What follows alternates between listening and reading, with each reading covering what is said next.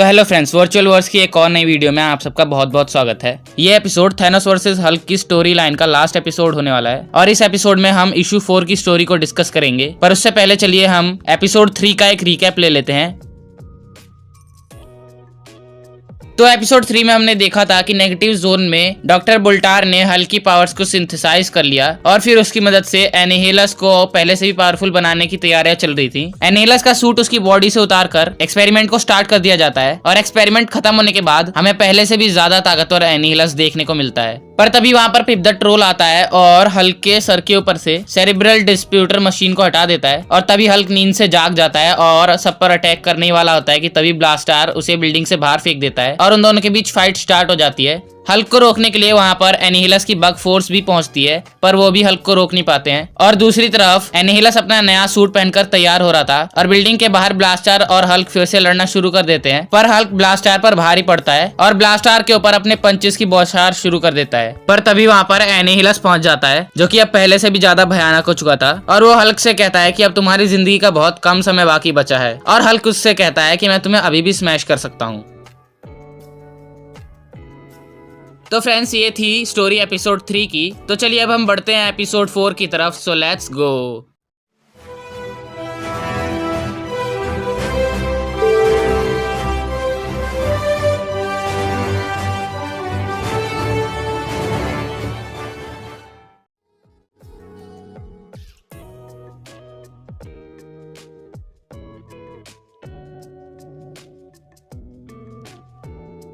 तो एपिसोड 4 की स्टार्टिंग होती है हल्क और एनिहिलस की फाइट के साथ, जहां एनिहिलस हल्क को अपने एक हाथ से उठा लेता है और हल्क उससे कहता है कि मुझे जाने दो और तभी एनिहिलस उसे उठाकर दूर फेंक देता है और उससे कहता है कि तुम में तो इतना भी दिमाग नहीं कि तुम मेरा सामना कर पाओ। और हल्क तभी उठते हुए कहता है कि इस बग मैन को लगता है कि ये मुझे मार सकता है और तभी हल्क एक बड़े से सीमेंटेड वॉल को उठाता है और एनिहिलस की तरफ फेंक देता है पर एनिहिलस को उससे कुछ भी नहीं होता है। और इसके बाद हल्क एनिहिलस को एक जोरदार पंच मारता है पर तभी एनिहिलस भी हल्क का पैर पकड़कर उसे जमीन पर दे मारता है और कहता है कि अब डेथ और डिस्ट्रक्शन का नया नाम है एनिहिलस। और फिर एनिहिलस हल्क को एक टूटी हुई दीवार पर फेंक देता है और हल्क उठते हुए कहता है कि तुम्हें क्या लगता है कि मुझे ऐसे छोटे मोटे अटैक से कुछ होने वाला है। और इसके बाद एनिहिलस हल्क के ऊपर अपनी किसी तरह की टेलीपैथिक पावर को यूज करता है जिसकी वजह से हल्क उससे डरना शुरू कर देता है और वो एनिहिलस से कहता है कि मुझसे दूर हटो। और दूसरी तरफ बिल्डिंग में पिप द ट्रोल मलबे में से बाहर निकलता है और हल्क को ढूंढने की कोशिश करता है। तभी बिल्डिंग में बने एक छेद में से उसे हल्क दिखता है और उसी के पीछे उसे एनिहिलस भी दिखता है और वो एनिहिलस को देखकर हैरान हो जाता है। और फिर पिप द ट्रोल अपने आप से कहता है कि अब मुझे पता चला कि एनिहिलस को हल्क की जरूरत क्यों थी। पर हल्क एनिहिलस से भाग क्यों रहा है? वो इतना समझदार तो नहीं कि वो किसी से डरे। मुझे हल्क को जल्द से जल्द अर्थ पर पहुंचाना होगा वरना अवेंजर्स मुझे छोड़ेंगे नहीं। और वो फिर से खुद से कहता है कि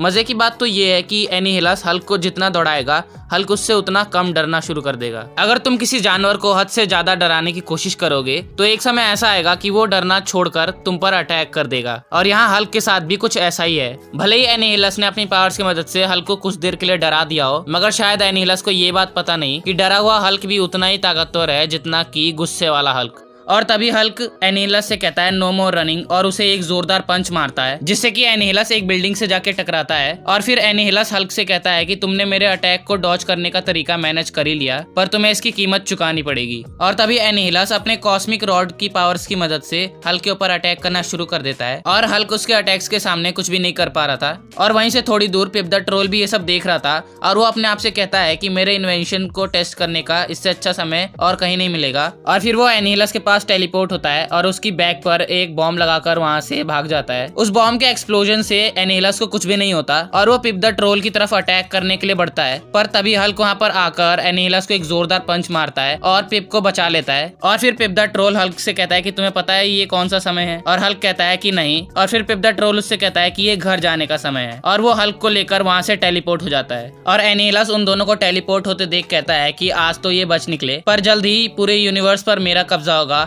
और फिर उनके भागने के लिए कोई भी जगह बचेगी नहीं। इसके नेक्स्ट सीन में हम हल्क और पिप द ट्रोल को अर्थ पर देखते हैं और पिप अपने आप से कहता है कि मैंने फिर से सब कुछ ठीक कर दिया, अब एवेंजर्स भी मेरे पीछे नहीं पड़ेंगे। और पीछे से हल्क उस पर एक जोरदार किक मारने वाला होता है, पर तभी पिप वहां से टेलीपोर्ट कर जाता है। और हल्क ने ऐसा इसलिए किया क्योंकि पिप की वजह से ही उसको ये सब झेलना पड़ा। इसके बाद हल्क वापस से नेवाडा शील्ड बेस पर लौट आता है और वो ब्रूस बैनर में ट्रांसफॉर्म हो जाता है। शील्ड बेस पर पहुंचते ही मारिया हिल उससे पूछती है कि तुम इतने वक्त तक कहाँ थे, और ब्रूस बैनर उससे कहता है कि एक बहुत लंबी स्टोरी है, मैं तुम्हें आराम से बताऊंगा, अभी मुझे आराम करना है। और इसके बाद ब्रूस बैनर सो जाता है और मारिया हिल उसके लिए मेडिकल टीम बुलवाती है। और अर्थ से काफी दूर स्टारलेंस बार में पिप द ट्रोल एक वेटर से पता करता है कि हीटर डिलाइट कहाँ है, और वो उसे बताता है कि हीटर डिलाइट तुम्हारे जाने के 15 मिनट बाद ही क्विजार के साथ वहाँ से चली गई। और ये जानकर पिप को बहुत ही दुख होता है। और दूसरी तरफ डीप स्पेस में थैनोस अपनी शिप पे ये सब देख रहा होता है। उसने हल्क और एनिहिलस की फाइट को भी ऑब्जर्व किया और अब उसके दिमाग में भी कुछ प्लान चल रहा था। और इसी के साथ साथ थैनोस वर्सेस हल्क की ये स्टोरी लाइन यहीं पे खत्म होती है।